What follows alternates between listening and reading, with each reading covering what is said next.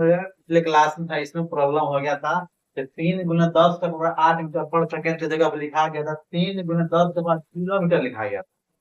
तो उसके लिए हम क्षमा मांगते हैं, लेकिन आज हम बता देते फिर से कि 3 × 10 का पावर 8 मीटर पर सेकेंड होगा और 3 × 10 का पावर 5 किलोमीटर पर सेकेंड होगा। तो आज का टॉपिक हम स्टार्ट करना चाहते हैं फिर से।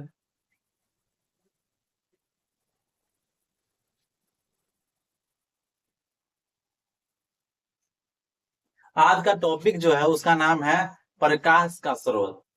प्रकाश का स्रोत किसे कहते हैं? पहला क्वेश्चन।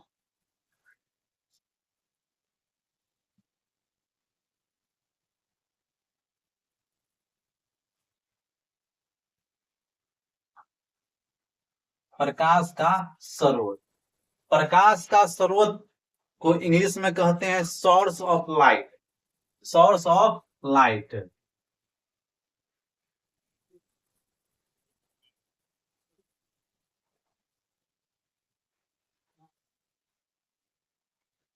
Source of light. प्रकाश का स्रोत का डिफिनेशन या परिभाषा इसको ऐसे कहते हैं, वह कारक जिसके द्वारा प्रकाश निकलता है या फिर जहां से निकलता है उसमें प्रकाश का स्रोत है। फिर सुन लीजिए, प्रकाश का स्रोत उसे कहेंगे जहां से प्रकाश निकलता है उसे प्रकाश का स्रोत कहेंगे। प्रकाश का स्रोत में भी दो प्रकार के हो जाएगा। प्रकाश का स्रोत दो प्रकार का हो जाएगा, एक हो जाएगा मानव निर्मित और दूसरा प्राकृतिक हो जाएगा। प्राकृतिक पहले लिखते हैं, प्राकृतिक स्रोत। प्राकृतिक स्रोत उसे कहेंगे जो प्रकृति के द्वारा मिले, जैसे एग्जाम्पल के लिए तारा या फिर सूर्य इत्यादि, वो उसे हम कहेंगे प्राकृतिक स्रोत। या दूसरी भाषा में कहें तो भगवान के द्वारा दिया गया हो या फिर ऊपर के द्वारा दिया हो, उसे हम क्या कहेंगे? प्राकृतिक स्रोत कहेंगे। दूसरा हो गया मानव निर्मित स्रोत। मानव निर्मित स्रोत।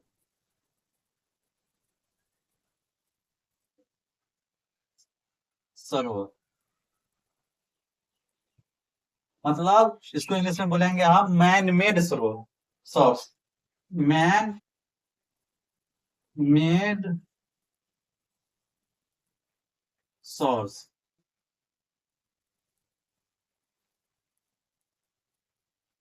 इसको बोलेंगे हम नेचुरल सोर्स।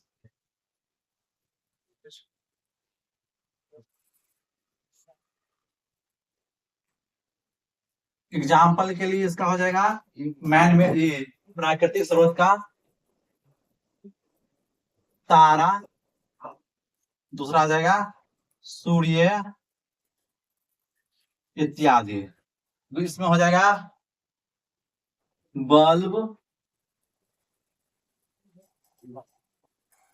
टॉर्च इत्यादि। तो हम प्रकाश का स्रोत पढ़ रहे हैं। प्रकाश का स्रोत में आप जान चुके हैं कि प्रकाश का स्रोत दो प्रकार का हो जाएगा, प्राकृतिक स्रोत, मानव निर्मित स्रोत। प्राकृतिक स्रोत उसे कहेंगे जो प्रकृति के द्वारा बना हो, जैसे कि तारा, सूर्य। आप बोलेंगे यहाँ पे चंद्रमा क्यों नहीं लिया? तो चंद्रमा का अपना प्रकाश नहीं होता है। चंद्रमा पर प्रकाश सूर्य का पड़ता है, उसके बाद हमें दिखाई देता है। उसको आगे पढ़ेंगे प्रकाश का परावर्तन का नियम, उसमें ही आप उसको समझाएंगे। तो आज इससे आगे हम पढ़ेंगे अब वस्तु के बारे में। देखिए, वस्तु दो प्रकार के हो जाएंगे।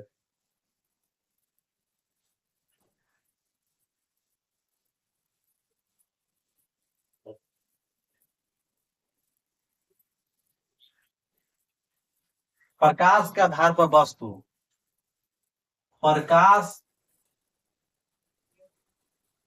के आधार पर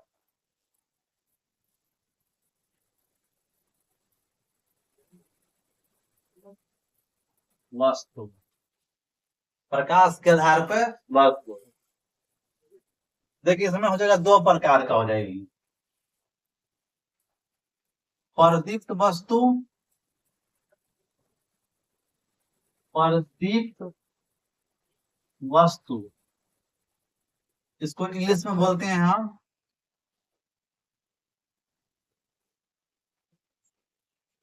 लुमिनियस ऑब्जेक्ट। दूसरा बोलेंगे इसमें हम अपर्दीप्त वस्तु। अपर्दीप्त वस्तु, अपर्दीप्त वस्तु। इसमें देखिए अपर्दीप्त वस्तु से प्रदीप्त वस्तु, ये हो गया अपर्दीप्त, ये हो गया प्रदीप्त वस्तु। प्रदीप्त वस्तु से कहेंगे जिसका अपना खुद का प्रकाश हो, जिसका अपना खुद का प्रकाश हो। जैसे एग्जाम्पल के लिए सूर्य हो गया, तारा हो गया। एक देखिए यहाँ पे आप ध्यान दीजिएगा, जलता हुआ बल्ब, जलता हुआ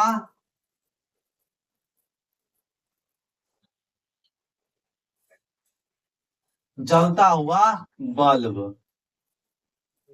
या फिर जलता हुआ टॉर्च, जलता हुआ टॉर्च या इत्यादि जलता हुआ जो भी। लेकिन यहीं पर अगर बोल दिया जाए कि बल्ब, तो बल्ब प्रदीप्त वस्तु नहीं होगा, उसे हम कहेंगे अप्रदीप्त वस्तु। क्योंकि बल्ब मतलब है कि बल्ब जल नहीं रहा है, अगर नहीं जलेगा तो प्रकाश निकलेगा नहीं, तो प्रकाश निकलेगा अपना उसका, तब उसे हम कहेंगे प्रदीप्त वस्तु। जिसका नहीं निकलेगा उसका हम कहेंगे अप्रदीप्त वस्तु।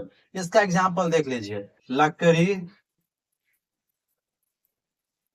लकड़ी, टेबल, ईटा, मतलब ऐसा वस्तु जिससे प्रकाश नहीं निकले उसे हम कहेंगे अप्रदीप्त वस्तु। क्या समझ चुके हैं? तो आज हम आगे पढ़ेंगे हम प्रकाश का परिकिरण। आगे पढ़ेंगे हम प्रकाश का परिकिरण। तो फिर से एक बार रिकॉल कर देते हैं, प्रकाश का धारक वस्तु दो प्रकार के होता है, प्रदीप्त वस्तु और अप्रदीप्त वस्तु। इसको इंग्लिश में बोलते हैं लुमिनस ऑब्जेक्ट, इसको बोलते हैं हम और नॉन लुमिनियस ऑब्जेक्ट कहेंगे। जैसे एग्जाम्पल के लिए प्रदीप्त हो जाएगा सूर्य, तारा, या जलता हुआ बल्ब, या जलता हुआ टॉर्च। अप्रदीप्त वस्तु होगा लकड़ी, टेबल, ईटा। अब मिटाते हैं आगे।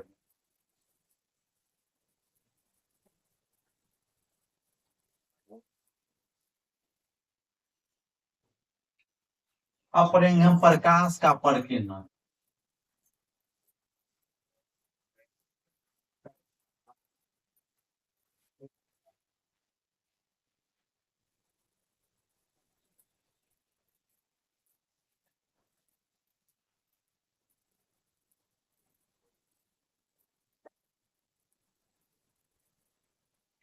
परिकिरण, प्रकाश का परिकिरण, प्रकाश का परिकिरण पढ़ेंगे।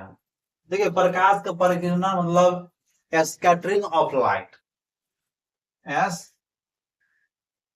Scattering of light, scattering of light, scattering of light मतलब क्या? जब प्रकाश किसी कण पर पड़े तो पड़ने के बाद वो विभिन्न दिशाओं में फैल जाए, उसे प्रकाश का परिकिरण कहते हैं। जब प्रकाश किसी भी मीडियम में जाए, किसी भी मीडियम में जाए तो प्रकाश के जो दिशा को डाइवर्ट करता है, मतलब सभी दिशा में उसको भेज देता है, तो उसे हम कहते हैं प्रकाश का परिकिरण कर।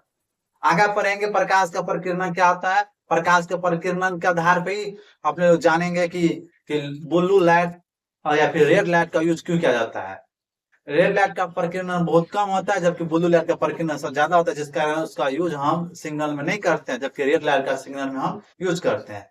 परिकिरण का मतलब होता है कि लाइट को कितना डायरेक्शन में वो मतलब डाइवर्ट कर सके। तो प्रकाश का परिकिरण समझ गया था। प्रकाश का परिकिरण का मतलब है कि विभिन्न दिशाओं में फैला दे प्रकाश को, उसे हम कहेंगे प्रकाश का परिकिरण। आप पढ़ेंगे कोलाइडिया विलयन, सस्पेंशन सब पढ़ेंगे, निलंबन सब पढ़ेंगे। उसमें होगा जैसे कि आप लोग देखते होंगे कि जब दूध में लाइट बारते हैं तो प्रकाश कहीं जाके लाल दिखाई देता है, या फिर आप टॉर्च को हाथ में बारिएगा तो एक पीछे उसके पीछे तरफ बार उसके पीछे तरफ देखे तो लाल दिखाई देगा। इससे पता चलता है कि प्रकाश जो वहां पे उसको रोक रहा है, प्रकाश को रोकने के कारण उस पर सभी दिशा में फैल जाता है, तो उसे हम क्या कहेंगे? प्रकाश का परिकिरण करते हैं। एक एग्जाम्पल के लिए यहाँ पर देख लीजिए, जैसे जी कि दूध से भरा हुआ एक बर्तन, दूध से भरा एक बर्तन, यहाँ से हम टॉर्च बारते हैं, यहाँ से लाइट गया ऐसे करके। देखिए यहाँ पे जो प्रकाश जो होता है, यहाँ पे इसमें इस कण होगा, दूध में तो कोई फैटी चीज रहता है, तो उसमें टकराया, टकरा के इधर भेज दिया, इधर इधर भेज दिया, फिर जो लाइट इसको इधर इधर भेज दिया, तो लास्ट में आके इधर उस पार जा नहीं पाता है। प्रकाश क्या होता है, यहाँ पर टकरा जाता है। तो देखिए शुरू में जितना दूर जाएगा उतना उधर लाल दिखेगा आपको, जबकि शुरू में क्या होगा, बैगनी दिखेगा। तो इसमें आपको दिखेगा नहीं, लेकिन आप गौर से देखेगा तो यहाँ पर बैगनी दिखा देगा।